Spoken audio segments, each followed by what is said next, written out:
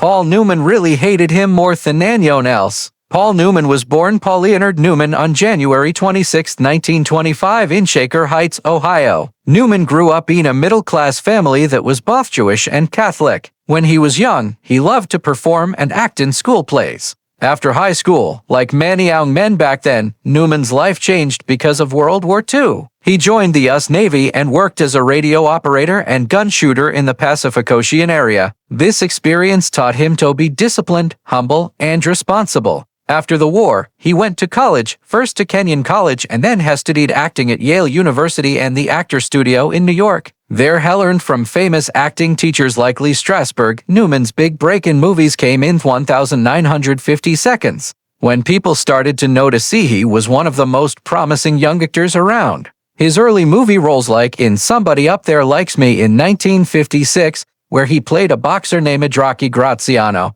showed everyone his natural charm and powerful acting. Feud was his role as Brick in Cat on a Hot Tin Roof in 1958 with Elizabeth Taylor that made him a huge Hollywood star. During the 1960s and 1970s, Newman became famous for playing the kind of hero who wasn't perfect but was still really cool. His acting in movies like The Hustler in 1961, HUD in 1963, Cool Hand Luke in 1967, and Butch Cassidy and the Sundance Kid in 1969 made everyone agree he was one of the greatest actors ever. Newman's icy blue eyes, special charm, and quiet but strong acting made him a heartthrob. Booth's talent and hard work made critics and other actors respect him too. By the 1980s and 1992, Newman had become a living legend. He proved he could still act. Great with roles in The Verdict in 1982, which showed how good he was at serious acting, and The Color of Money in 1986,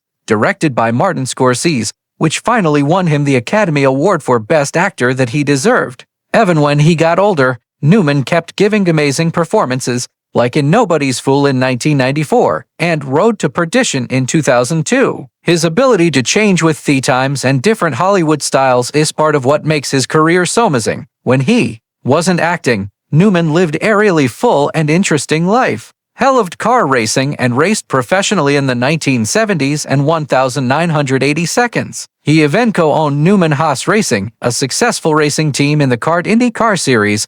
He once said racing was the only thing that made him feel truly alive besides acting. But maybe his greatest disguisements weren't on movie screens or racetracks, but in helping other people. In 1982, he started Newman's Own, a food company that promised to give all its profits to charity. What started as a small salad dressing business became a worldwide brand that eventually gave over $600 million to different charities around the world. Newman also started the Hole in the Wall Gang Camp, a summer camp for kids with serious sicknesses, which has helped thousands of families. In 1986, Paul Newman gave one of the most celebrated person of his career when he played the skilled and charming pool player Edward Fast Eddie Felson in the drama movie The Color of Money. This movie, directed by Martin Scorsese, was based on Walter Tevis's 1984 book of the same name, which was a sequel to The Hustler, the 1961 movie that first showed audiences the character of Fast Eddie. Newman coming back to play this role more than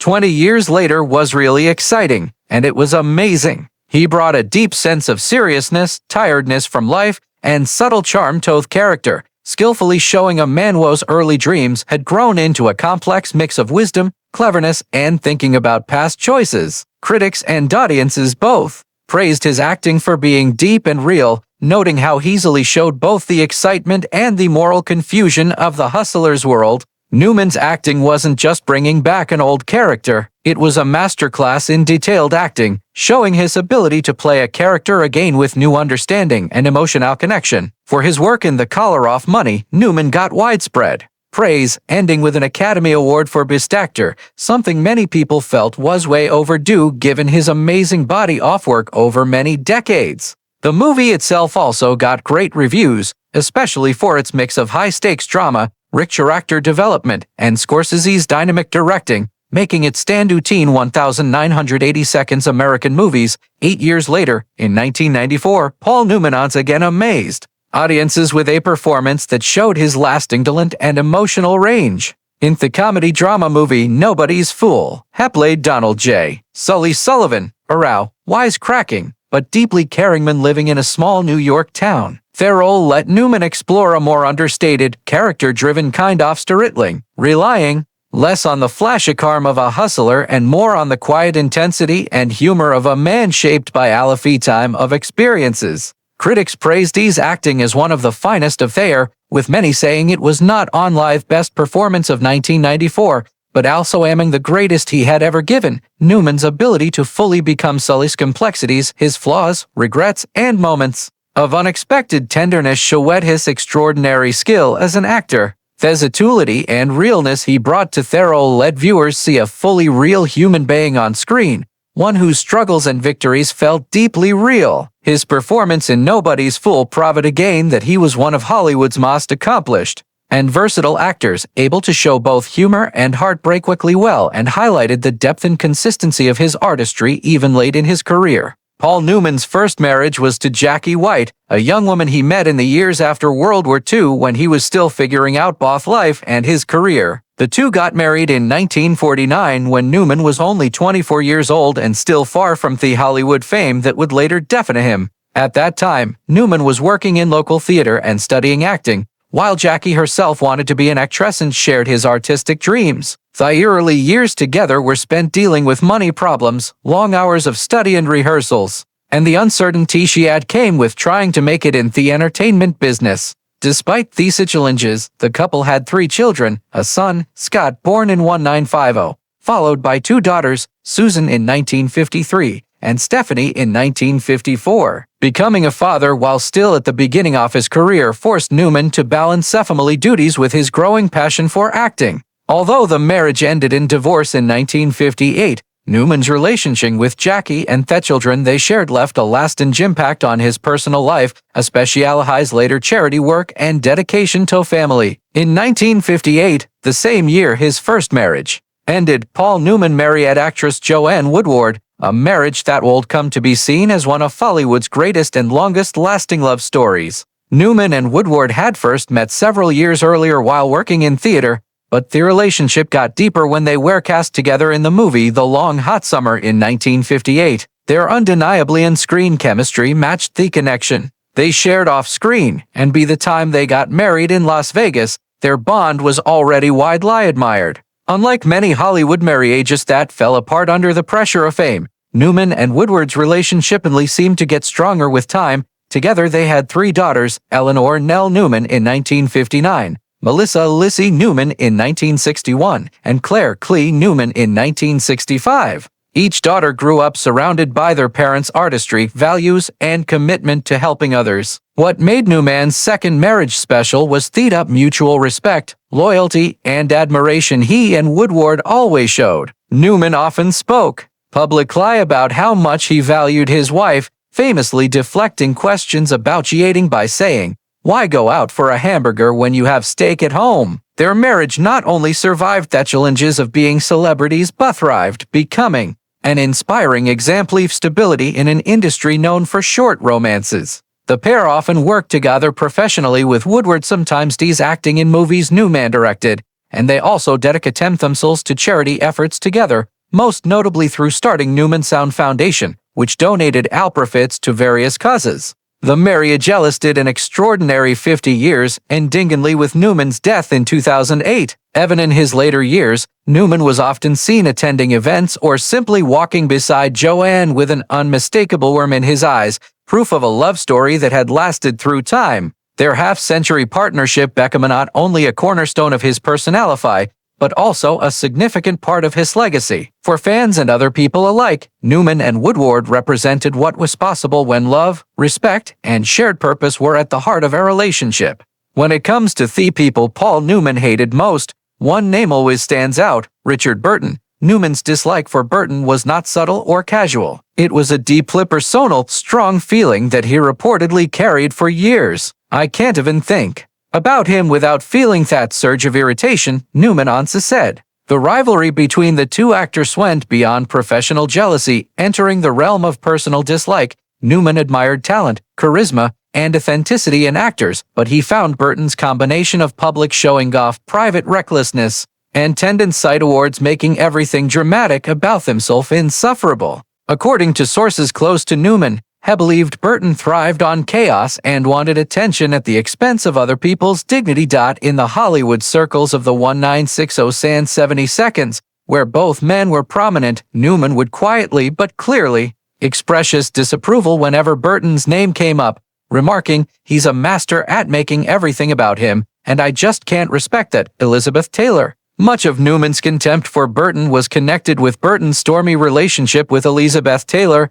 Newman, who had his own complicated personal life and marriages, viewed Taylor not just as a legendary actress, but as a woman whose life had been complicated by Burton's intense and often destructive influence. Newman reportedly said, "Elizabeth deserved better than that circus had dragged her through." He saw Burton's romantic relationships with Taylor as reckless and selfish, something that publicly embarrassed both of them at times. Newman admired Taylor's talent and grace, but Burton's constant presence in her life, paired with his notorious indulgence in excess on drama, seemed to Newman not only inappropriate but deeply irritating. It is said that Newman would often remark that he understood Burton professionally as a gifted actor, but he could never forgive the personal chaos Burton brought to those around him, especially so mean as dear and talented as Taylor.